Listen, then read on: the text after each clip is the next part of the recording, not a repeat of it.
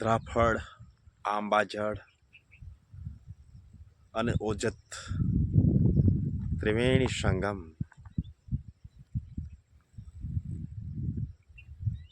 અલૌકિક જળાશય ભગવાનની અદ્ભુત લીલા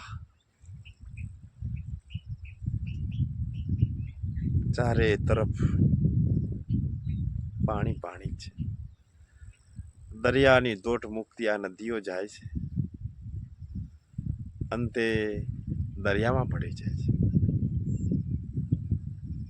આને આ જોઈને પણ આપણી આંખું ઠરે છે.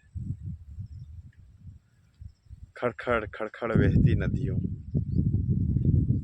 અંતે દરિયાની દેશમાં જાય અને દરિયાની સાથે પડી જાય. વિશાળ વિશાળ આના કાંઠા છે, બહુ મોટા મોટા. આ નદીઓ જંગલમાંથી આવે છે અને દરિયાની દોટ મૂકી અને દરિયાની સાથે ભળી જાય છે. બધાનું પોતાનું આખું સમર્પણ દરિયા સાથે કરી દે છે.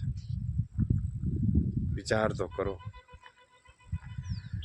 પ્રભુએ આપણને શું નથી આપ્યું. આપણે એક જ રટ લગાડીને બેઠા હોય છે કે મારી પાસે આ નથી, મારી પાસે આ નથી.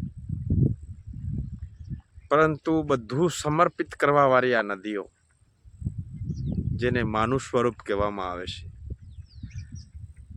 આ એ નદીઓ જે લાખો લોકોનું ભરણ પોષણ કરતી અને કોઈ દી કોઈને નથી કહેતી કે મેં તને આ પાણી પાયું તો તું મને આપ. પરંતુ પૂજવા લાયક આપણા ઋષિઓએ કહ્યું છે, ગંગે ચ યમુને ચૈવ ગોદાવરી સરસ્વતી નર્મદે સિંધુ કાવેરી જલેસ્મિન સન્નિધિ કુરુ. આપણે તો મસ્તક જ થઈ શકીએ. 8 મહિના જે સૂર્યએ પૃથ્વી પાસેથી કરવેરો લીધો હોય ને, એ કરવેરો 4 મહિનામાં પાછો પૃથ્વીને આપી દે છે.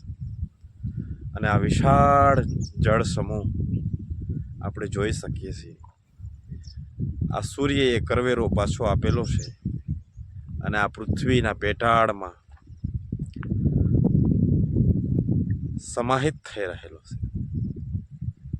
આ પૃથ્વીને સુશોભિત કરતી કરતી દરિયાની દોટ મૂકી અને પાછી દરિયામાં ચાલી જાય છે,